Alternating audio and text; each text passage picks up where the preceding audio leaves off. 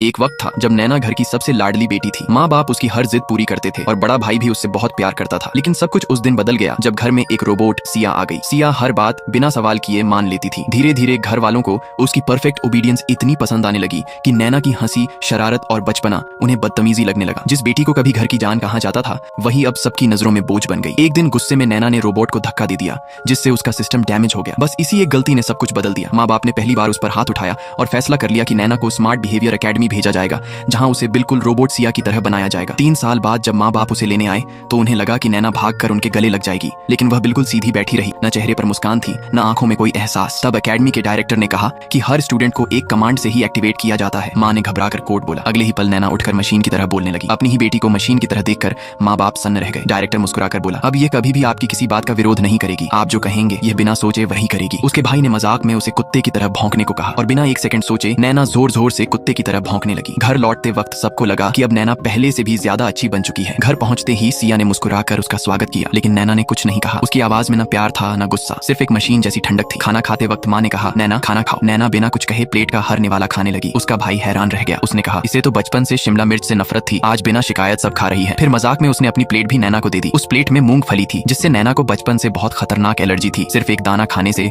उसकी जान जाते जाते बची थी, लेकिन नैना ने बिना सोचे मूंगफली भी खा ली। उसके होंठ और गला तुरंत सूजने लगे, सांस रुकने लगी। फिर भी वह खाना नहीं रोकी, क्योंकि उसे खाना खाने की कमांड मिली थी और उसके लिए कमांड तोड़ना मना था। अगले ही पल वह जमीन पर गिर पड़ी। माँ चीख उठी और तुरंत उसे खाना रोकने को कहा, लेकिन तब तक बहुत देर हो चुकी थी। उस दिन के बाद भी नैना में कोई बदलाव नहीं आया। न वह रोती थी, न हंसती थी, न किसी बात का बुरा मानती थी। लेकिन उन्हें बिल्कुल भी अंदाजा नहीं था कि असली डरावना सच अभी शुरू हुआ था। एकेडमी की बात मानकर माँ बाप बिल्कुल निश्चिंत हो गए। उन्हें लगा अब नैना सच में सुधर चुकी है। धीरे धीरे नैना घर का हर काम बिना एक शब्द बोले करने लगी। लेकिन एक रात सब कुछ बदल गया। सोने से पहले घर वाले उसे शट डाउन कमांड देना भूल गए। अगली सुबह माँ ने ड्राइंग रूम का दरवाजा खोला। उनके पैरों तले जमीन खिसक गई। नैना पूरी रात उसी जगह सीधी बैठी रही थी। न उसने पानी पिया, न आंख झपकाई। माँ रो पड़ी। पापा ने तुरंत उसे सोने की कमांड दी। तब जाकर नैना ने अपनी आंखें बंद की। उस पल माँ को पहली बार एहसास हुआ कि उन्होंने अपनी बेटी को एक जिंदा मशीन बना दिया है। इस हादसे के बाद माँ बाप को पछतावा होने लगा। उन्होंने फैसला किया कि अब नैना का पहले से भी ज्यादा ख्याल रखेंगे। लेकिन उन्हें क्या पता था कि असली तबाही अभी बाकी थी। कुछ दिन बाद घर में नैना का जन्मदिन था। सिया उसके पास आई और मुस्कुराते हुए बोली, याद है 3 साल पहले तुमने मुझे धक्का दिया था। नैना चुप रही। फिर सिया ने जानबूझकर कमांड दी, मुझे धक्का दो, जैसे पहले दिया था। नैना ने वही किया जो उसे सिखाया गया था। उसने सिया को धीरे से धक्का दे दिया। सिया तुरंत जमीन पर गिरकर जोर जोर से रोने लगी। उसी वक्त माँ बाप दौड़ते हुए वहां आ गए। नैना ने शांत आवाज में कहा, मुझे कमांड दिया गया था। लेकिन किसी ने उसकी बात पर यकीन नहीं किया। सबको लगा नैना सिर्फ नाटक कर रही है और 3 साल की ट्रेनिंग के बाद भी नहीं बदली। पार्ट 2 के लिए सब्सक्राइब करें।